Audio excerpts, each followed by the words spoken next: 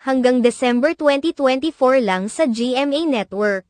Mainit na pinag-uusapan ngayon sa ilan mga social media platforms ang isyong hanggang sa December 2024 lamang ang pag-ere ng It's Showtime sa GMA7.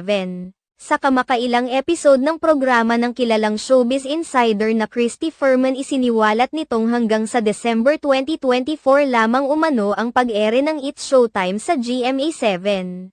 Ayon kay Christy Fermin, mahigit 8 buwan lamang ang ibinigay ng GMA7 sa It's Showtime.